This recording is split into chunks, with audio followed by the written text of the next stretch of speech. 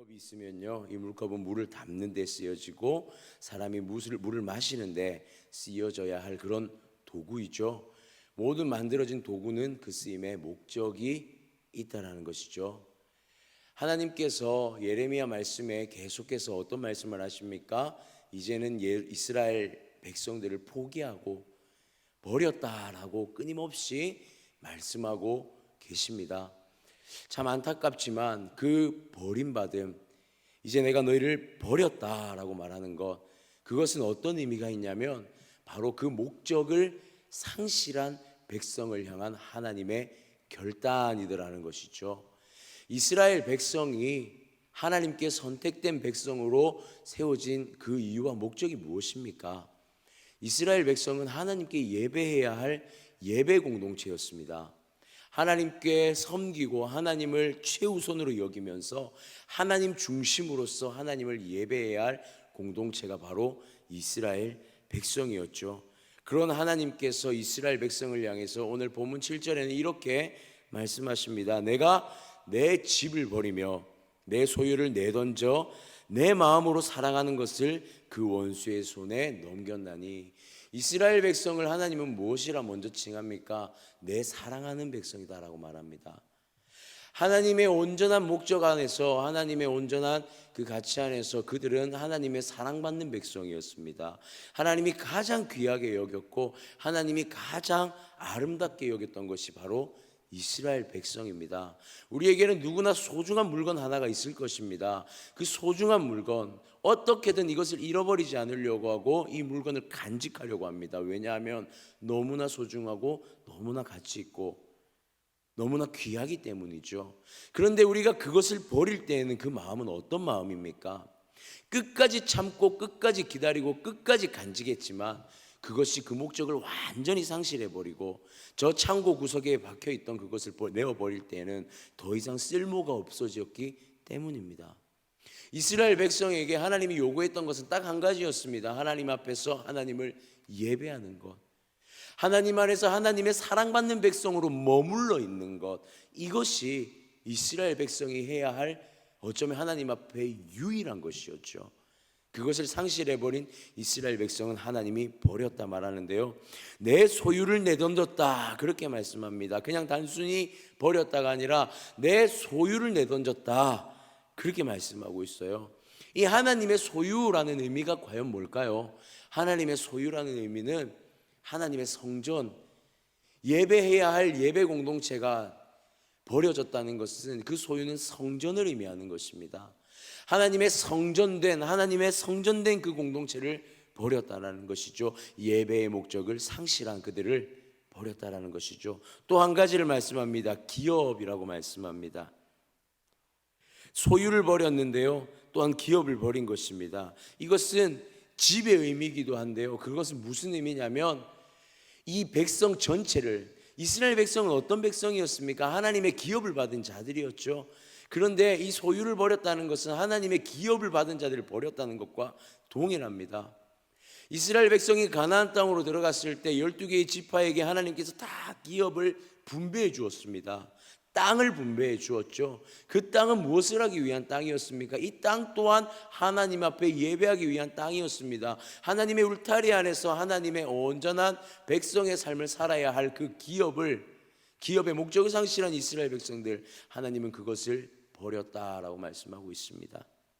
그리고 이제는 그들을 어떤 존재들이라고 표현하냐면 8절에 보니 그들을 숲속의 사자와 같은 존재들이다 라고 표현하고 있어요. 8절 보니까 내 소유가 숲속의 사자같이 되었다 이렇게 말씀합니다. 소유를 버렸는데요, 그 소유가 어떻게 되었죠? 숲속의 사자같이 되었다. 하나님께서 사자라는 이 표현을 사용하실 때에 성경에 이렇게 찾아보면 이 예레미야 8장 같은 경우에는 이 사자를 하나님의 도구로서, 특히 이스라엘 백성이라고 지칭하면서 사자라는 표현을 사용합니다. 또한 아모스의 말씀 같은 경우에는 하나님께서 어떤 부분을 사자라고 사용하시냐면 선지자, 하나님의 말씀을 대언하는 선지자를 또한 사자라는 단어로 사용해요. 그런데 하나님께서 오늘 이스라엘 백성을 어떤 사자로 표현하고 있냐면 하나님 앞에 반기를 들고 있는 사자의 모습으로 표현하고 있다는 것이죠. 그래서 8절 후반부에 보니까 사자같이 되었는데 나를 향하여 그 소리를 내고 있는 사자다라고 말하고 있습니다. 하나님의 사자는 어떤 표현이냐면 하나님의 사자는 하나님의 말씀을 가지고 세상을 향해서 선포해야 될 사자의 모습이에요. 그런데 지금 그 소리가 어디로 향합니까? 하나님을 향하고 있죠. 반기를 든 사자의 모습입니다. 목적을 완전히 상실해버린, 오히려 그 목적의 방향이 바뀌어버린 이스라엘 백성의 모습을 적나라하게 보여주고 있더라는 것이죠. 하나님의 도구로 쓰임받아야 할 이스라엘 백성이 하나님께 반기를 드는 도구로 지금 서 있다는 것, 이것은 하나님이 볼 때에 완전히 그 목적을 상실해버린 이스라엘의 모습, 하나님의 그 사명을 완전히 상실해버린 그 모습을 보여주고 있다라는 것입니다. 사랑하는 성도님들, 하나님 앞에 부름받은 백성인 우리는 하나님의 도구로 또한 쓰임받는 백성입니다. 하나님의 부르심의 소명이라는 것은 부르심과 동시에 어떤 것이 부여되어지냐면 사명이라는 것이 부여되어집니다. 하나님이 부르셔서 하나님의 백성 삼으신 것은 하나님의 행하실 놀라운 일들에 쓰임받아야 할 사명자로의 부름이 동시에 일어나는 것이죠. 그런데 하나님의 사명자로서의 방향은 하나님의 명령을 받아서 세상을 향해서 나아가야 하는데 이스라엘 백성이 보여준 모습은 소명의 부르심도 상실했을 뿐더러 무엇까지 상실했습니까? 세상을 향해 나아가야 할 방향까지 상실했다는 것이죠. 그것이 역전되어서 하나님을 향하고 있다는 것, 이것은 하나님이 결코 용납할 수 없는 모습이었다는 것입니다. 하나님의 사명을 상실한 백성들, 하나님의 사명감을 상실한 백성들은 하나님의 분노와 하나님의 진노를 살 수밖에 없는 모습이 되어졌다라는 것이죠. 그리고 그들을 통해서 어떤 일이 일어나 버립니까? 9절부터 시작해서 그들의 반기는 하나님의 백성으로서 서 있지 않는 그들의 모습은 온 열방이 하나님 앞에 두렵고 떨리는 마음으로 나와야 할 온 열방이 이스라엘을 에워싸버리는 모습을 보게 되어집니다. 이것은 누구를 인하여서 일어난 일이죠? 이스라엘 백성의 반기를 하나님께서 진노하셨고 그들을 불러 세워서 이스라엘을 둘러싸게 만들었고 그들을 통해 이스라엘 땅은 어떻게 되어져 버립니까? 10절부터 13절에 이르기까지 온 땅이 황폐해져 버리는 상황이 일어나게 되는 것입니다.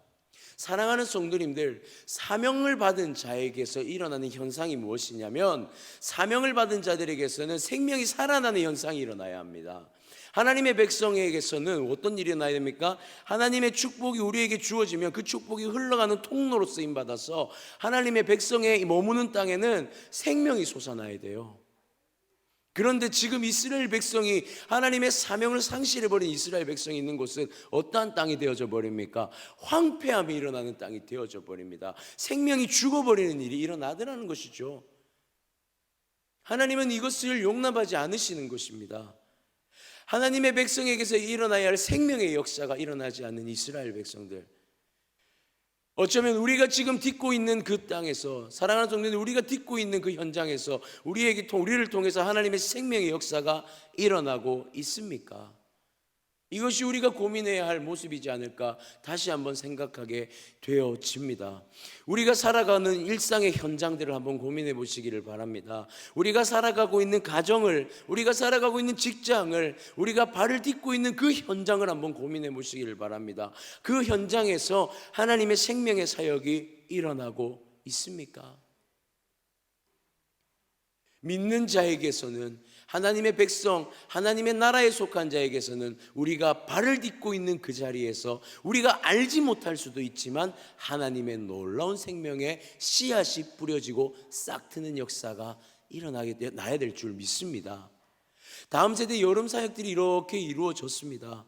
어제를 마지막으로 청년부를 제외한 3개의 부서의 사역들이 끝났습니다. 참 이 말씀을 보면서 여름의 사역들, 우리 아이들의 사역들을 돌아보니까 정말 생명이 살아나고 있는 교회구나라는 게 다시 한 번 더 경험해지는 너무나 귀한 시간이었습니다. 엄청난 것들이 막 투자되어지고 엄청난 이것들이 다른 어떠한 것들보다 사실 세상은 너무나 많은 방법과 수단을 동원해서 행사와 이벤트를 준비합니다. 사실 교회는 그렇지 않습니다. 많은 것들을 준비하지만 사실 그 가운데에 세상보다 더 나은 이벤트나 더 나은 것들을 준비할 수는 없습니다.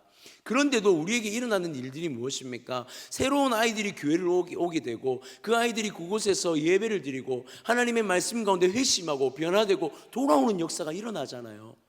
그런데 그 현장에 누가 있습니까? 그 한 영혼을 위해서 섬기는 자들이 있습니다. 그 한 영혼을 위해서 헌신하는 자들이 있습니다. 그 한 영혼을 위해서 눈물을 흘리고 기도하는 자들이 있습니다. 하나님의 백성이, 하나님의 사명자들이 사역하는 현장에 생명이 살아나잖아요.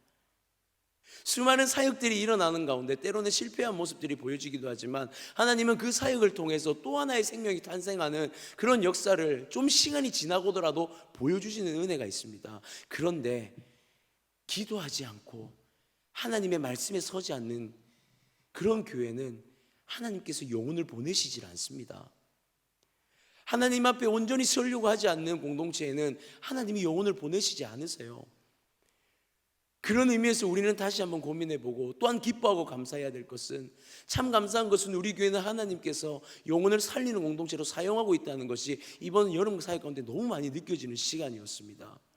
그러면서 또한 고민되어지는 것은 하나님 앞에 끊임없이 우리가 하나님의 그 사명자로서 서 있어야 한다는 그 경각심을 우리가 가져야 한다는 것이죠. 이스라엘 백성이 처음부터 무너졌습니까? 그렇지 않습니다. 하나님의 아름다움과 하나님의 선하심 안에 머물러 있는 백성, 그러나 그것이 무너지는 건 한순간이었습니다. 하나님의 앞에서 우상을 받아들인 것, 그 하나가 그 공동체를 무너뜨려 버렸죠. 사랑하는 성도님들, 오늘 이 새벽에 먼저는 우리의 이 말씀을 붙들며 나아갈 때에 우리가 하나님의 사명자라는 사실을 잊지 말았으면 좋겠습니다. 우리를 통해서 하나님의 생명이 살아나는 역사를 하나님은 이루고 싶어 하십니다. 그 하나님의 마음 앞에서 우리가 오늘 이 새벽에 이 말씀 붙들고 나아가야 될 것은, 하나님의 말씀을 우리가 증거하는 자들, 하나님의 숲속의 사자와 같은 모습이 하나님께 방귀를 들고 하나님께 소리를 내는 자들이 아닌 하나님의 소리를 세상으로 바라는 그러한 하나님의 사람으로 서 있어야 할 줄 믿습니다. 그렇게 나아갈 때에 우리를 통해 생명의 역사를 일으켜 나가시는 하나님의 놀라운 일들을 함께 보게 될 줄 믿습니다. 아멘. 그러면 하나님은 그 황폐해져 버린 땅, 하나님의 사명을 상실해버린 이스라엘 백성들, 하나님 이들을 정말 완전히 포기해버리신 것일까요? 예레미야서는요, 계속해서 끊임없이 하나님의 소망을 한 부분씩 드러내고 있어요. 이스라엘 백성이 무너졌지만 하나님은 이스라엘 백성을 100% 포기하지 않으십니다. 단 1%라도 소망을 가지고 있는 하나님을 발견하게 돼요. 참 그것이 은혜인 것 같습니다. 14절부터 보니까 14절부터 17절까지의 말씀 안에 하나님의 은혜가 드러나고 있음을 보게 되어집니다. 하나님의 소망의 기대가 한 사람에게 있어요. 보시면 내가 내 백성 이스라엘에게 14절에 기업으로 준 소유에 손을 대는 나의 모든 악한 이웃에 대하여 여호와께서 이와 같이 말씀하시되, 이렇게 시작합니다. 7절에서는요 하나님의 소유를 버렸다고 말해요. 그런데 14절에 가니까 그 소유를 손댄 이방 나라를 하나님이 어떻게 한다 하시죠? 14절 후반절에 그들을 땅에서 뽑아버리겠다 말씀하고 있습니다. 내가 너희를 버린 것 같지만 너희는 끝까지 내 소유야 라고 하나님이 손에 움켜쥐시고 계시죠. 하나님이 지금 뭐 하시는 거냐면, 너희가 사명을 상실했다 할지라도 내가 다시 너희를 사명자로 세울 거야 라는 말씀을 하세요. 우리가 소망을 품고 하나님 앞에 다시 나아가야 할 것은 바로 이 하나님의 마음을 기대하며 나아가는 것. 우리는 사명자로서의 그 마음을 상실해버렸을지 모르겠지만 하나님은 우리를 고쳐서 사용하겠다 말씀하고 계시는 것입니다. 이 컵 하나가 깨어져 버리면 우리는 이 컵을 버립니다. 그런데 하나님은 이 컵을 다시 붙여서 물컵으로 사용하겠다 말씀하시는 거예요. 그러면서 15절을 볼까요? 내가 그들을 뽑아낸 후에 내가 돌이켜 그들을 불쌍히 여겨서 각 사람을 다시 그 기업으로, 각 사람을 그 땅으로 다시 인도하겠다 그래요. 하나님께서 바벨론 포로로 잡혀간 이스라엘 백성을 돌이키시겠다라는 의지를 보여주시죠. 의지를 보여주십니다. 그런데 한 가지 조건을 거십니다. 16절 말씀 볼까요?